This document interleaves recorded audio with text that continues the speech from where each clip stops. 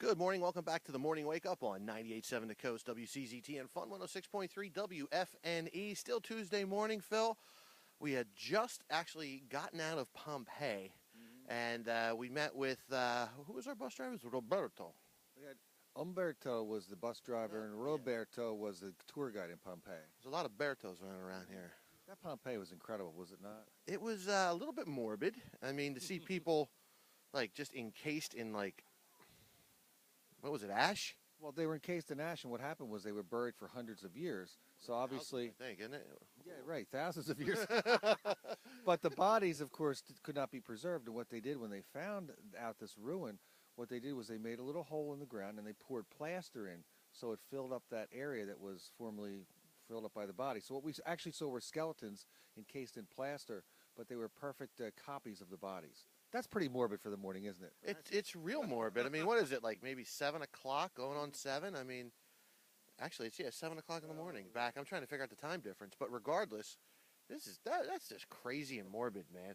But I did like the little, when you got into the red light district in Pompeii, they give you this little way to find your way around the streets. Yeah. We saw a few street signs that were unconventional. I don't even think they were signs. They were kind of etched in the rock. I also learned something. Very, very phallic. I learned something interesting about these stepping stones, that there was these raised stones above the street level because all kinds of nasty things were running down the street, correct? Yeah, like urine and poop. I mean, it was really bad. And then they actually made the chariots the same width as the stone, the bigger stone, so you can go through down the streets. I mean, it was kind of incredible, some of the stuff that happened here. Now, They didn't have mud guards on the chariots either. That would be nasty. Yeah, no mud guards. Yeah, imagine the back of those, Romans. They look like they crapped themselves.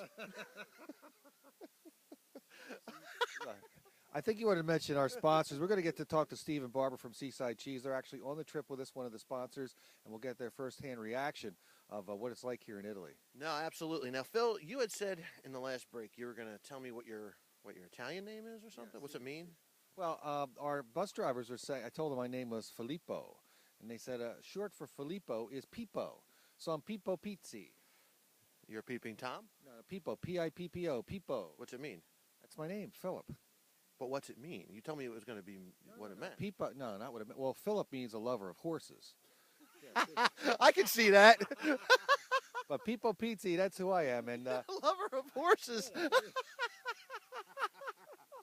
We're loving our time here in Italy. And now, Wilbur. And we'll be speaking to you again. Stay tuned. You're listening to Morning Wake Up on 98.7 The Coast. And I'm with the lover of horses. This is Bob. And I will be right back on the Morning Wake Up.